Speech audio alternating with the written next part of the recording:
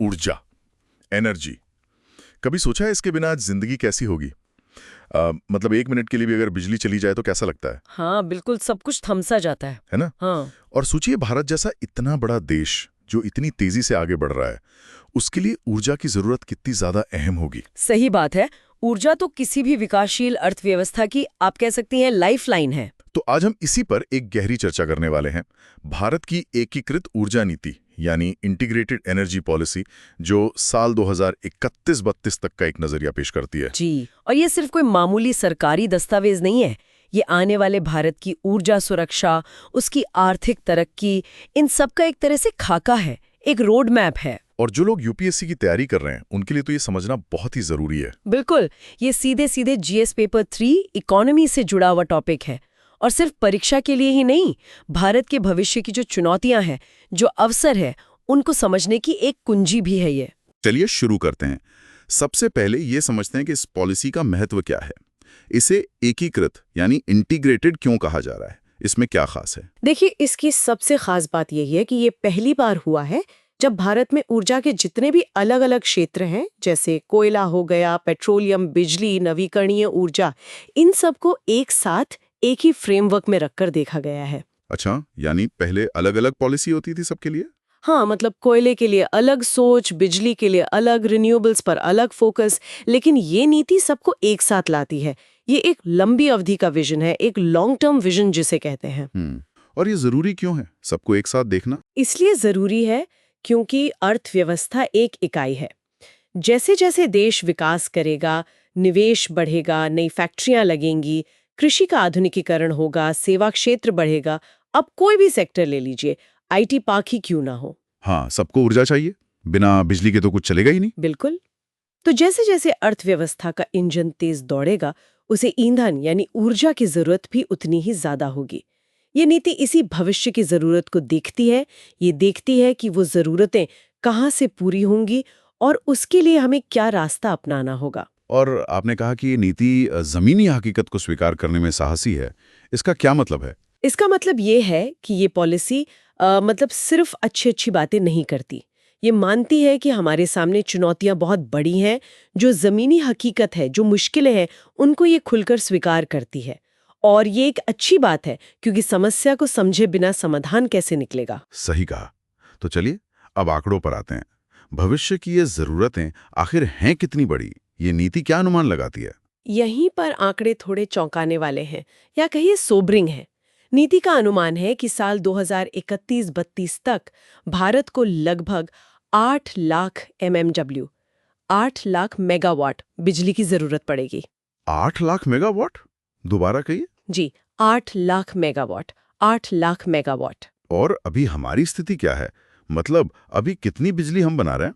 देखिए, हमारी जो स्थापित क्षमता है, माने इंस्टॉल्ड कैपेसिटी, वो करीब 2 लाख MMW यानी 2 लाख मेगावाट के आसपास है। लेकिन जो वास्तविक उत्पादन है, एक्चुअल जनरेशन, वो अक्सर इससे कम ही रहता है, लगभग 1.5 लाख मेगावाट के करीब। ओह, तो जरूरत 8 लाख की और उत्पादन अभी सिर्फ 1.5 लाख। ये फासला तो बहुत ही ज्यादा बड़ा है। बहुत बड़ा। आप अंदाजा लगाइए इस फासले को पाटने के लिए कितना निवेश चाहिए होगा। हाँ, कितना? नीति का अनुमान है कि सिर्फ बिजली क्षेत्र में ही हमें 2.5 लाख करोड़ रुपए से ज्यादा का निवेश करना होगा। 2.5 लाख करोड़। 2.5 लाख करोड़ रुपए, ये तो बहुत बड़ी रकम है। और सिर्फ पैसा ही नहीं, क्षमता बढ़ाने की चुनौती देखिए। अगले करीब 20 सालों में, मतलब 2031-32 तक हमें 6 लाख मेगावाट, 6 लाख मेगावाट से ज्यादा नई क्षमता जोड़नी होगी। 6 लाख मेगावाट? हाँ, इसका मतलब है हर पंचवर्षीय योजना में हमें लगभग 1.5 लाख मेगावाट से भी ज्यादा की नई क्षमता स्थापित करनी होगी।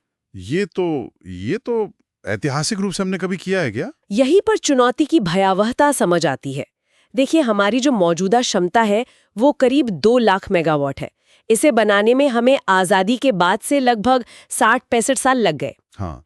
और अब नीति कह रही है कि अगले सिर्फ 20 सालों में हमें इसका 3 गुना और जोड़ना है। 66 साल में जो किया उसका 3 गुना सिर्फ 20 साल में। क्या ये वाकई संभव है? मतलब सुनने में तो लगभग नामुमकिन सा लगता है। ये सवाल बिल्कुल जायज़ है। ये एक बहुत बहुत बड़ी चुनौती है। इसमें सिर्फ उत्पादन क्षमता बढ़ाना ही नहीं, बल्कि उससे जुड़े पूरे infrastructure, transmission lines, distribution network, इन सब को भी उसी रफ्तार से बढ़ाना होगा। और सिर्फ उत्पादन बढ़ाना ही काफी नहीं है ना। बिजली अगर बन भी गई तो उसे लोगों तक पहुंचाने में भी तो हमारी दिक्कत है। वो जो आप बता रही थी AT&T लॉसेस। हाँ बिल्कुल, ये एक और बहुत बड़ा मुद्दा है। Aggregate transmission and distribution losses, यानी बिजली को एक जगह से दूसरी जगह ले जाने और बांटने में जो नुकसान होता है। कितना है ये नुकसान भारत में? ये भारत में करीब 25% के आसपास है, 25%, और ये दुनिया में सबसे ज्यादा है। 25%? मतलब अगर 100 यूनिट बिजली बनी तो उसमें से 25 यूनिट रास्ते में ही गायब हो जाती हैं। जी बिल्कुल, वो या तो तकनीकी कारणों से बर्बाद हो जाती हैं या फिर चोरी हो जाती हैं। बिजली चोरी भी एक बहुत बड़ी समस्या है हमारे देश में। हाँ वो तो है। तो एक तरफ हम क्षमता बढ़ाने की इतनी बड़ी चुनौती से जूझ रहे हैं, दूसरी तरफ जो बिजली बन भी रही है उसका 1/4 हिस्सा लोगों तक पहुंच ही नहीं पा रहा। इसके अलावा वो राज्यों के बिजली बोर्ड्स, SEBs, उनके घाटे की भी बात आती है अक्सर। हाँ, स्टेट इलेक्ट्रिसिटी बोर्ड्स का घाटा एक बहुत पुरानी और गंभीर समस्या है। इसके कई कारण हैं। एक तो यही वितरण हानि और चोरी। दूसरा, कई बार बिजली की कीमत लागत से कम रखी जाती है, जिसे अंडर प्राइसिंग कहते हैं। और किसानों को या कुछ वर्गों को मुफ्त बिजली भी दी जाती है कई राज्यों में। जी, मुफ्त बिजली या बहुत ज्यादा सब्सिडी वाली बिजली, इन सब का मिला जुला असर ये होता है कि SEBs लगातार घाटे में चलते हैं। उनके पास न तो नेटवर्क सुधारने के लिए पैसा होता है, न नई तकनीक लाने के लिए। ये एक तरह का दुष्चक्र बन जाता है। तो बिजली की मांग बहुत ज्यादा, उत्पादन बढ़ाने की बड़ी चुनौती और पहुंचाने में भारी नुकसान और घाटा। ये तो बिजली क्षेत्र की तस्वीर हुई। अब कोयले पर आते हैं। नीति कोयले के बारे में क्या कहती है? हमारी निर्भरता बनी रहेगी इस पर? हाँ, नीति इस बात को साफ तौर पर मानती है कि तमाम कोशिशों के बावजूद 2031-32 तक भी कोयला ही हमारा प्राइमरी एनर्जी सोर्स बना रहेगा। कितना? मतलब कितना प्रतिशत? अनुमान है कि हमारी कुल ऊर्जा जरूरतों का लगभग 60% हिस्सा कोयले से ही पूरा होगा। 60%? ही, और इसमें भी जो थर्मल पावर है, यानी कोयले से बनने वाली बिजली, उसका हिस्सा अकेले ही करीब 47% होगा। तो मतलब कोयला अभी कहीं नहीं जा रहा है। बिल्कुल नहीं, कम से कम अगले 1-1.5 दशक तक तो नहीं। अब इसमें मुद्दे क्या हैं? देखिए, भारत के पास कोयले के सिद्ध भंडार, प्रोवन रिजर्व्स तो काफी हैं।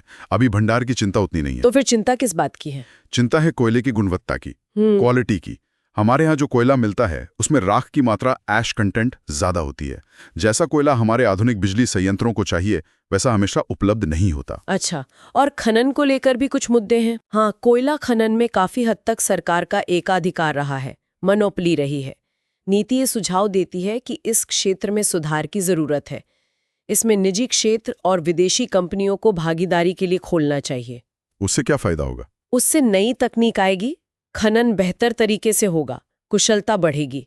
और नीति ये भी कहती है कि कोयले का मूल्य निर्धारण बाजार आधारित होना चाहिए, market determined pricing. Market determined pricing यानी सरकार कीमत तय ना करे। जी, ताकि कोयले की जो असली कीमत है, उसकी जो स्कैरसिटी वैल्यू है, वो पता चले। इससे कोयले का इस्तेमाल भी ज्यादा कुशलता से होगा, बर्बादी कम होगी।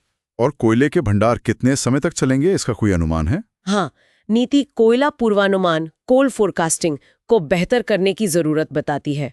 वैसे अनुमान है कि भारत के पास 100 साल से भी ज्यादा का कोयला भंडार मौजूद है, लेकिन जैसा मैंने कहा, गुणवत्ता एक मुद्दा है।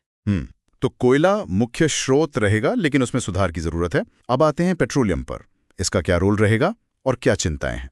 पेट्रोलियम हमारी ऊर्जा जरूरतों का करीब 25% हिस्सा पूरा करेगा, ऐसा अनुमान है। लेकिन पेट्रोलियम के साथ 2 बड़ी समस्याएं हैं। क्या? पहली तो ये कि ये गैर नवीकरणीय है, नॉन रिन्यूएबल है, मतलब इसके भंडार सीमित हैं। और दूसरी, और शायद ज्यादा बड़ी चिंता है, हमारे आयात पर भारी निर्भरता, इंपोर्ट डिपेंडेंस। हाँ, हम काफी तेल बाहर से मंगाते हैं। कितना? अभी हम अपनी जरूरत का करीब 70% कच्चा तेल आयात करते हैं, 70%। और नीति का अनुमान है कि 2030 तक ये बढ़कर 90% तक हो सकता है। 90%? 90%? मतलब हम अपनी जरूरत का लगभग सारा तेल बाहर से ही खरीदेंगे? हाँ, लगभग पूरी तरह हम दूसरे देशों पर निर्भर हो जाएंगे कच्चे तेल के लिए। और इसके साथ ही भारत, अमेरिका और चीन के बाद दुनिया का तीसरा सबसे बड़ा कच्चा तेल आयातक बन जाएगा। ये तो बहुत ही खतरनाक स्थिति है। मतलब हमारी ऊर्जा सुरक्षा तो पूरी तरह दूसरों के हाथ में चली जाएगी। बिल्कुल, ये हमें बहुत ज्यादा कमजोर, वल्नरेबल बना देता है। मान लीजिए वैश्विक बाजार में तेल की कीमतें अचानक बहुत बढ़ जाएं, या फिर पश्चिम एशिया, वेस्ट एशिया, जहां से हमारा ज्यादातर तेल आता है, वहां कोई गड़बड़ी हो जाए, कोई राजनीतिक अस्थिरता आ जाए, तो उसका सीधा असर हमारी अर्थव्यवस्था पर पड़ेगा, हमारी महंगाई पर पड़ेगा। सीधा और बहुत बुरा असर पड़ेगा। हम इन बाहरी झटकों, सप्लाई शॉक्स और कीमतों के उतार चढ़ाव, प्राइस वॉलेटिलिटी के प्रति बहुत ज्यादा संवेदनशील हो जाएंगे। तो इस खतरनाक निर्भरता से बचने के लिए नीति क्या सुझाव देती है? नीति कई सुझाव देती है। पहला कि घरेलू बाजार में पेट्रोलियम उत्पादों का जो मूल्य निर्धारण है उसे नियंत्रण मुक्त किया जाए, फ्री अप प्राइसिंग। यानी सरकार सब्सिडी कम करे या हटा दे? हाँ, ताकि कीमतें बाजार के हिसाब से तय हों। दूसरा, ऊर्जा संरक्षण यानी एनर्जी कंजर्वेशन और ऊर्जा दक्षता यानी एनर्जी एफिशिएंसी बढ़ाने पर बहुत जोर देने की जरूरत है। लोगों में जागरूकता लानी होगी कि ऊर्जा बचाएं, उसका कुशल उपयोग करें, ऊर्जा तीव्रता को कम करना होगा। ऊर्जा तीव्रता मतलब प्रति यूनिट जीडीपी बनाने में हम कितनी ऊर्जा इस्तेमाल करते हैं, इसे कम करना होगा। ठीक है। और नीति कहती है कि हमें R&D यानी शोध और विकास के जरिए तेल पर निर्भरता कम करने के लिए व्यवहारिक विकल्प, वायबल ऑल्टरनेटिव्स विकसित करने होंगे। जैसे इलेक्ट्रिक गाड़ियां, बायोफ्यूल। हाँ, इस तरह के विकल्पों पर तेजी से काम करना होगा। एक और महत्वपूर्ण सुझाव है राष्ट्रीय ऊर्जा कोष, नेशनल एनर्जी फंड बनाने का। ये क्या है? ये फंड ऊर्जा क्षेत्र की सभी कंपनियों के टर्नओवर पर 1% उपकर यानी सेस लगाकर बनाया जाएगा। 1% सेस। अच्छा, और इस फंड का इस्तेमाल कहाँ होगा? इसका इस्तेमाल R&D, ऊर्जा संरक्षण और नए ऊर्जा स्रोतों को बढ़ावा देने में किया जाएगा। ये तो अच्छा कदम लगता है। जी, नीति ये भी कहती है कि हमें यूरोप की तरह शून्य कच्चा तेल निर्भरता, जीरो क्रूड ऑयल डिपेंडेंस का एक महत्वाकांक्षी लक्ष्य निर्धारित करना चाहिए। हालांकि ये भारत के लिए कितना संभव है ये देखने वाली बात होगी। हाँ, 90% निर्भरता से 0 पर जाना तो बहुत मुश्किल लगता है। मुश्किल है, लेकिन एक लक्ष्य रखना जरूरी है। और एक और बहुत महत्वपूर्ण सुझाव है रणनीतिक भंडार बनाने का, स्ट्रेटेजिक रिजर्व्स। मतलब तेल जमा करके रखना। हाँ, नीति कहती है कि हमें कम से कम 90 दिनों की जरूरत का कच्चा तेल भंडार बनाकर रखना चाहिए। 90 दिन? ताकि अगर बाहर से सप्लाई में कोई रुकावट आए तो हमारे पास कुछ समय का बफर रहे। बिल्कुल। ये हमारी ऊर्जा सुरक्षा के लिए बहुत जरूरी है। तो ये हुई पेट्रोलियम की बात। अब बाकी स्रोतों पर आते हैं। जल विद्युत यानी हाइड्रो पावर का क्या रोल रहेगा? नीति हाइड्रो पावर को लेकर थोड़ी सतर्क है। वो कहती हैं कि इसकी उत्पादन लागत अक्सर ज्यादा होती है, हाई कॉस्ट ऑफ जनरेशन। साथ ही बड़े बांधों से पारिस्थितिक असंतुलन, इकोलॉजिकल इम्बैलेंसेस और लोगों के पुनर्वास, हैबिटेशन पर जो असर पड़ता है, उसका भी ठीक से मूल्यांकन करना जरूरी है।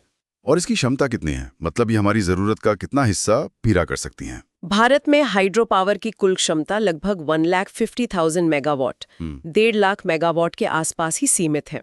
अगर हम इसका पूरा इस्तेमाल भी कर लें तो भी ये 2031-32 तक हमारी कुल ऊर्जा जरूरत का लगभग 20% ही पूरा कर पाएगी। तो मतलब हाइड्रो एक महत्वपूर्ण स्रोत है, लेकिन ये अकेले हमारी समस्या हल नहीं कर सकता। नहीं, बिल्कुल नहीं। ठीक है। अब परमाणु ऊर्जा, न्यूक्लियर एनर्जी, इसे अक्सर भविष्य का स्रोत कहा जाता है। नीति इसके बारे में क्या कहती है? देखिए, परमाणु ऊर्जा में क्षमता तो है, लेकिन इसके साथ कई चुनौतियां भी जुड़ी हुई हैं। जैसे कि सबसे पहली बात तो ये कि परमाणु संयंत्रों को चालू करने में बहुत लंबा समय लगता है, लॉन्ग जेस्टेशन पीरियड होता है इनका।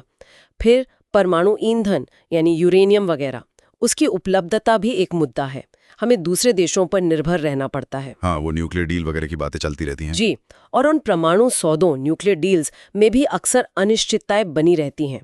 नीति का मानना है कि परमाणु ऊर्जा का हमारे ऊर्जा मिश्रण, एनर्जी मिक्स में कोई बड़ा बदलाव अगर आएगा भी तो वो 2050 के बाद ही संभव है, वो भी आशावादी रूप से देखें तो। और इसके अलावा सुरक्षा और लागत की चिंताएं भी तो हैं। बिल्कुल, परमाणु ऊर्जा बहुत ज्यादा पूंजी गहन होती है, हाई कैपिटल इंटेंसिटी, मतलब प्लांट लगाने में बहुत पैसा लगता है। इससे बनने वाली बिजली की लागत भी ज्यादा हो सकती है।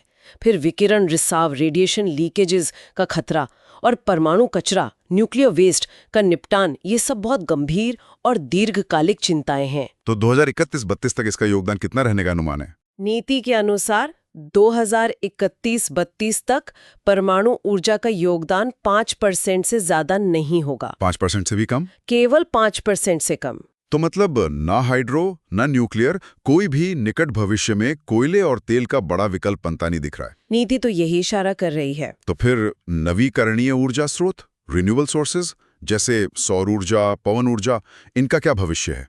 नवीकरणीय स्रोतों पर नीति का फोकस थोड़ा अलग है। वो ज्यादा जोर देती है उन स्रोतों पर जो स्थानीय स्तर पर, खासकर ग्रामीण क्षेत्रों में मददगार हो सकते हैं। जैसे ईंधन के लिए लकड़ी के पेड़ लगाना, fuel wood plantation, biogas, biomass, गन्ने से बनने वाला एथेनॉल, ये सब स्थानीय कृषि और घरेलू जरूरतों को सस्ते में पूरा कर सकते हैं। और पवन ऊर्जा, विंड और सौर ऊर्जा, सोलर, जो आजकल काफी चर्चा में है, इनके बारे में नीति कहती है कि ये पूंजी गहन है, कैपिटल इंटेंसिव है। मतलब इनमें शुरुआती निवेश ज्यादा लगता है और इनसे बनने वाली बिजली की प्रति यूनिट लागत भी अभी पारंपरिक स्रोतों से ज्यादा हो सकती है। इनके लिए अतिरिक्त संसाधनों की भी जरूरत पड़ती है, जैसे कि जमीन। लेकिन इनके फायदे भी तो हैं पर्यावरण के लिहाज से। हाँ बिल्कुल, इनका सबसे बड़ा फायदा यही है कि ये पर्यावरण के अनुकूल है, एनवायरनमेंट बिनाइन है, ये स्थानीय जरूरतें पूरी कर सकते हैं, स्थानीय स्तर पर उद्यमिता, लोकल एंटरप्रेन्योर्स को बढ़ावा दे सकते हैं और स्थानीय रोजगार, लोकल एम्प्लॉयमेंट भी पैदा कर सकते हैं। तो फिर सीमा क्या है? मतलब ये बड़े पैमाने पर हमारी ऊर्जा जरूरतें क्यों नहीं पूरी कर सकते, कम से कम अभी? सीमा ये है कि इनकी प्रकृति इंटरमिटेंट है। मतलब हवा हमेशा एक रफ्तार से नहीं चलती, सूरज हमेशा एक जैसा नहीं चमकता, तो इनसे लगातार एक जैसी बिजली मिलना मुश्किल होता है। इन्हें बड़े पैमाने पर ग्रिड के साथ एकीकृत करना, इंटीग्रेट करना तकनीकी रूप से चुनौतीपूर्ण है और महंगा भी। इसलिए नीति का मानना है कि निकट भविष्य में इनका बड़े पैमाने पर ऊर्जा जरूरत के ढांचे में एकीकरण संभव नहीं लगता। ये मुख्य रूप से स्थानीय जरूरतें पूरी करने में ज्यादा कारगर होंगे। तो ये तो हुई नीति की बात कि जरूरतें क्या हैं, कौन से स्रोत कितना योगदान देंगे और क्या चुनौतियां हैं। अब बात करते हैं सरकारी पहलों की। सरकार ने इन चुनौतियों से निपटने के लिए क्या कदम उठाए हैं? देखिए, सरकार प्रयास तो करती रही है। योजना आयोग के समय से ही, खासकर 9वीं पंचवर्षीय योजना 9th FYP से बिजली उत्पादन क्षमता बढ़ाने पर काफी जोर दिया गया। तो क्या लक्ष्य हासिल हुए? दुर्भाग्य से नहीं। लगभग हर योजना में बिजली क्षमता बढ़ाने पर खर्च तो बढ़ाया गया, लेकिन जो लक्ष्य रखे गए वो कभी पूरे हासिल नहीं हुए।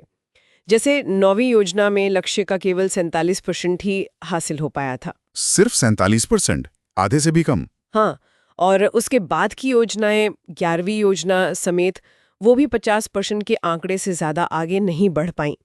ये एक लगातार बनी रहने वाली समस्या रही है। ये विफलता क्यों रही? मतलब लक्ष्य क्यों नहीं हासिल हो पाए? इसके कई कारण रहे हैं। जमीन अधिग्रहण में देरी, पर्यावरण मंजूरियों में दिक्कतें, ईंधन की सप्लाई की समस्या, फंड की कमी, प्रोजेक्ट मैनेजमेंट की कमजोरियां। 12वीं योजना में भी एक बहुत महत्वाकांक्षी लक्ष्य रखा गया था, 88,000 MW नई क्षमता जोड़ने का। तो हाल के वर्षों में सरकार ने क्या खास कदम उठाए हैं? हाल के वर्षों में सरकार ने कई नई पहल शुरू की हैं। एक तो ultra mega power plants UMPPs की घोषणा की गई थी। ये क्या है? ये बहुत बड़े 4000 मेगावाट क्षमता वाले बिजली संयंत्र हैं, जिन्हें निजी क्षेत्र द्वारा स्थापित किया जाना था।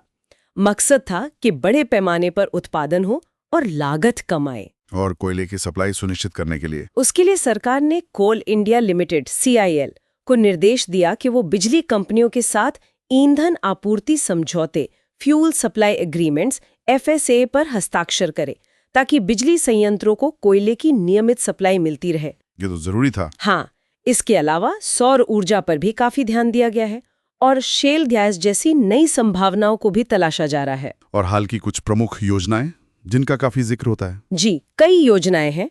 मैं कुछ मुख्य गिनाती हूँ। एक है 24x7 power for all scheme. इसके तहत हर राज्य के लिए अलग से कार्य योजना बनाई जा रही है, ताकि उत्पादन, ट्रांसमिशन और डिस्ट्रीब्यूशन तीनों स्तरों पर पर्याप्त व्यवस्था हो। सबके लिए 24 घंटे बिजली, ये लक्ष्य है जी। फिर है संशोधित टैरिफ नीति, रिवाइज्ड टैरिफ पॉलिसी। जी। इसमें 4 E's पर फोकस है। 4 E's वो क्या है? पहला E है इलेक्ट्रिसिटी फॉर ऑल, सबके लिए बिजली। दूसरा E है एफिशिएंसी, कुशलता, ताकि टैरिफ किफायती रहे। तीसरा E है एनवायरनमेंट, पर्यावरण, एक टिकाऊ भविष्य के लिए। और चौथा E है ईज ऑफ डूइंग बिजनेस, व्यापार करने में आसानी, ताकि निवेश आकर्षित हो और वित्तीय व्यवहार्यता बनी रहे। अच्छा, 4 E's, electricity, efficiency, environment, ease of doing business, ये याद रखना चाहिए। बिल्कुल। फिर ग्रामीण क्षेत्रों के लिए दीनदयाल उपाध्याय ग्राम ज्योति योजना है, DDUGY। इसमें क्या होता है? इसमें मुख्य रूप से कृषि और गैर कृषि फीडर्स को अलग किया जाता है, ताकि किसानों को सिंचाई के लिए निश्चित समय पर बिजली मिले और गांवों में बाकी समय घरेलू बिजली रहे। इसके अलावा ग्रामीण बिजली के बुनियादी ढांचे को मजबूत करना, मीटर लगाना, ये सब शामिल है। और शहरी क्षेत्रों के लिए? शहरी क्षेत्रों के लिए है एकीकृत बिजली विकास योजना यानी IPDS। इसका मकसद है शहरी बिजली नेटवर्क को मजबूत करना, मीटरिंग सुधारना और IT का इस्तेमाल बढ़ाना। ठीक है। एक और पहल है पावर सिस्टम डेवलपमेंट फंड यानी PSDF का संचालन। इस फंड का इस्तेमाल जरूरी ट्रांसमिशन लाइनें बनाने, वोल्टेज सुधारने, सुरक्षा उपाय करने और पुराने प्लांट्स के RNM यानी रेनोवेशन एंड मॉडर्नाइजेशन के लिए किया जाता है। और वो जो डिस्कॉम्स के घाटे की बात हम कर रहे थे, उसके लिए भी तो कोई योजना आई थी? हाँ बिल्कुल, वो बहुत महत्वपूर्ण योजना है, उज्ज्वल डिस्कॉम एश्योरेंस योजना यानी उदय। उदय, हाँ, इसका काफी जिक्र सुना है। ये क्यों इतनी महत्वपूर्ण है? कि बिगड़े हुए परिचालन और वित्तीय हालातों को सुधारने के लिए लाई गई थी। इसमें राज्यों ने डिस्कॉम्स का काफी कर्ज अपने ऊपर लिया और बदले में डिस्कॉम्स को अपनी कार्य कुशलता सुधारने के लक्ष्य दिए गए। AT&D लॉस कम करना, घाटा कम करना, बिजली खरीद की लागत घटाना, ये सब इसके हिस्से थे। तो क्या यूदे सफल रही हैं? इसके नतीजे मिले जुले रहे हैं। कुछ सुधार हुआ है, लेकिन अभी भी डिस्कॉम्स की हालत पूरी तरह से ठीक नहीं हुई है। ये एक ऑनगोइंग प्रोसेस है। ठीक है। और कोयले से बिजली बनाने की लागत कम करने के लिए भी कुछ किया गया है? हाँ, उसके लिए भी उपाय किए गए हैं, जैसे घरेलू कोयले की आपूर्ति बढ़ाना, बिजली संयंत्रों को इस बात की छूट देना कि वो किसी भी स्रोत से कोयला इस्तेमाल कर सके, कोल यूसेज फ्लेक्सिबिलिटी और कोयला लिंकेज का युक्तिकरण, मतलब कोयले को खदान से प्लांट तक पहुंचाने का रास्ता ज्यादा एफिशिएंट बनाना। इसके अलावा बिजली खरीद और ट्रांसमिशन सेवाओं में प्रतिस्पर्धा लाने के लिए मानक बोली दस्तावेज स्टैंडर्ड बिडिंग डॉक्यूमेंट्स SBDs जारी किए गए हैं। अल्पकालिक और मध्यम अवधि की बिजली खरीद के लिए भी दिशा निर्देश और मॉडल दस्तावेज बनाए गए हैं। और वो जो गैस आधारित बिजली संयंत्र बंद पड़े थे, उनका क्या? हाँ, ये भी एक समस्या थी कि गैस महंगी होने की वजह से कई प्लांट चल नहीं पा रहे थे। उनके लिए भी प्रयास किए गए हैं, जैसे आयातित RLNG रीगैसिफाइड लिक्विफाइड नेचुरल गैस की उपलब्धता बढ़ाना। इसमें सभी हितधारक, सरकार, बैंक, कंपनियां का सहयोग लेना और PSDF फंड से कुछ सहायता देना, ताकि ये फंसे हुए प्लांट कुछ हद तक चल सकें। तो मतलब सरकार ने पहले तो काफी की हैं अलग अलग स्तरों पर। जी, कोशिशें तो दिखती हैं। लेकिन इन कोशिशों के बावजूद क्या कुछ ऐसी बुनियादी संरचनात्मक बाधाएं हैं, स्ट्रक्चरल बॉटलनेक्स अब भी मौजूद हैं जो हमारी ऊर्जा सुरक्षा के रास्ते में खड़ी हैं? नीति क्या कहती है इस बारे में? हाँ, नीति इन संरचनात्मक बाधाओं पर भी बात करती है और ये बहुत महत्वपूर्ण हिस्सा है। सबसे पहले थर्मल पावर यानी कोयले से बनने वाली बिजली की बात करें तो इसमें राज्य सरकारों और उनके बिजली बोर्डों SEBs की भूमिका बहुत बड़ी है। हाँ, वो तो है ही। ज्यादातर राज्यों में अभी भी उत्पादन, प्रसारण और वितरण, ये तीनों काम एक ही सरकारी इकाई करती है। सब कुछ बंडल्ड है। नीति कहती है कि जरूरत इस बात की है कि इन्हें अलग अलग किया जाए, अनबंडलिंग की जाए। उत्पादन अलग, ट्रांसमिशन अलग, वितरण अलग, स्वतंत्र इकाइयां बने। इससे क्या होगा? इससे हर काम के लिए जवाबदेही तय होगी, कुशलता बढ़ेगी। साथ ही बिजली की कीमतें बाजार से जुड़ी होनी चाहिए, मार्केट रिलेटेड प्राइसिंग, और बिजली के इस्तेमाल में कड़ा अनुशासन, स्ट्रिक्ट पावर डिसिप्लिन लागू करने की जरूरत है, खासकर सरकारी विभागों और बड़े उपभोक्ताओं पर। नीति ये भी कहती है कि बिजली क्षेत्र को राज्य और केंद्र सरकार के रोजमर्रा के दखल से दूर रखने की जरूरत है। यानी इसे ज्यादा प्रोफेशनल तरीके से चलाया जाए, राजनीतिक दखलंदाजी कम हो। बिल्कुल। दूसरी बड़ी बाधा कोयला खनन से जुड़ी है। जैसा हमने पहले बात की, इसे निजी और विदेशी निवेशकों के लिए और ज्यादा खोलने की जरूरत है। क्यों? ताकि इस क्षेत्र में अत्याधुनिक तकनीक, state of the art technology आ सके, खनन के बेहतर कौशल आएं और प्रतिस्पर्धा बढ़े, और जैसा पहले कहा, बाजार आधारित मूल्य निर्धारण हो। ठीक है। और तीसरी बड़ी बाधा? तीसरी और शायद सबसे चिंताजनक बाधा है हमारी अत्यधिक निर्भरता आयातित कच्चे तेल पर। हाँ, इसे कम करना एक राष्ट्रीय आवश्यकता है। नीति साफ कहती है कि दुनिया की बड़ी अर्थव्यवस्थाओं जैसे अमेरिका, चीन की तुलना में भारत इस मामले में सबसे ज्यादा कमजोर, वल्नरेबल है। हाँ, वो 90% वाली बात। जी, हम सप्लाई के झटकों और कीमतों के उतार चढ़ाव के प्रति बहुत संवेदनशील हैं। इसका सीधा असर हमारी घरेलू कीमतों पर पड़ता है, महंगाई बढ़ती है और विकास पर असर पड़ता है। और एक और बात जो आपने कही थी, जागरूकता की कमी। हाँ, ऊर्जा संरक्षण को लेकर हमारे देश में जागरूकता का स्तर अभी भी बहुत कम है। लोग बिजली पानी बचाने को लेकर उतने गंभीर नहीं हैं जितने होने चाहिए। ये रवैया भी समस्या को और बढ़ाता है। तो कुल मिलाकर नीति का निचोड़ क्या निकलता है? देखिए, नीति का समग्र दृष्टिकोण यही है कि सरकार को ऊर्जा क्षेत्र को बहुत गंभीरता से लेना होगा। ये कोई ऐसा सेक्टर नहीं है जिसे हल्के में लिया जा सके। जैसे जैसे हमारा विकास तेज होगा, ऊर्जा की कमी एक बहुत बड़ी बाधा, एक बाइंडिंग कंस्ट्रेंट बन जाएगी जो हमारी तरक्की को रोक सकती है। क्या नीति थोड़ी निराशावादी लगती है? कुछ लोगों को लग सकती है कि नीति निराशावादी, पेसिमिस्टिक है, लेकिन मैं कहूंगी कि ये यथार्थवादी, रियलिस्टिक ज्यादा है। ये ऊर्जा क्षेत्र की गंभीरता और जो जमीनी हकीकत है उसे बिना लाग लपेट के सामने रखती है। और सरकार के लिए क्या संदेश है इसमें? संदेश यही है कि सरकार को भविष्य में जो संभावित ऊर्जा संकट आ सकता है उसके समाधानों पर गंभीरता से आत्मनिरीक्षण करने की जरूरत है। हाथ पर हाथ धरकर बैठने का समय नहीं है। तो अगर हम मुख्य मुद्दों को फिर से दोहराएं? हाँ, तो मुख्य मुद्दे हैं। 1, हमारी बिजली की जरूरतें बहुत तेजी से बढ़ रही हैं। 2, कोयला हमारा मुख्य ऊर्जा स्रोत बना रहेगा, खासकर थर्मल पावर के लिए, लेकिन इसमें गुणवत्ता और खनन के मुद्दे हैं। 3, हम आयातित कच्चे तेल पर खतरनाक हद तक निर्भर होते जा रहे हैं। 4, हमारी ऊर्जा सुरक्षा काफी कमजोर है। और 5, अल्पावधि में सरकार के पास विकल्प बहुत सीमित नजर आते हैं। ये तो वाकई गंभीर तस्वीर है। चलिए, इस पूरी लंबी और गहन चर्चा के जो मुख्य निष्कर्ष हैं, जो की टेकअवेज हैं, उन्हें एक बार संक्षेप में समझ लेते हैं। जरूर। तो मुख्य बातें कुछ इस तरह हैं। पहली बात, एकीकृत दृष्टिकोण।